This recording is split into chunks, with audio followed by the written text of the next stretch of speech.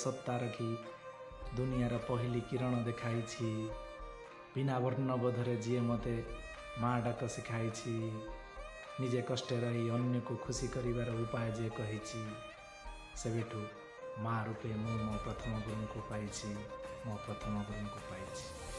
ଚାରି ପାଦରୁ ଯିଏ ମୋତେ ଦୁଇ ପାଦରେ ଚାଲିବା ଶିଖାଇଛି। ଯାହା ପାଇଁ ମୁଁ ଦୁନିଆରେ ଗୋଟେ ପରିଚୟ ପାଇଛି। ସମାଜରେ ବଞ୍ଚିବା ପାଇଁ ଯିଏ ମୋତେ ସହଜ ବାଟ ଦେଖାଇଛି। ସେବେଠୁ ବାପାଙ୍କ ରୂପରେ ମୁଁ ମୋ ଦ୍ୱିତୀୟ ଗୁରୁଙ୍କୁ ପାଇଛି। ମୋ ଦ୍ୱିତୀୟ ଗୁରୁଙ୍କୁ ପାଇଛି। ଗୋଟିଏ ଗୋଟିଏ ଅକ୍ଷରକୁ ଯୋଡ଼ି ଯିଏ ମୋତେ ଶବ୍ଦ ଗଢ଼ିବା ଶିଖାଇଛି।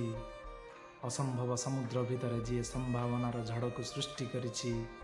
ସୁପ୍ତ ବିହନରେ ଯିଏ ଅଙ୍କୁରୋଦ୍ଗମ ହେବାର କାରଣ ସାଜିଛି।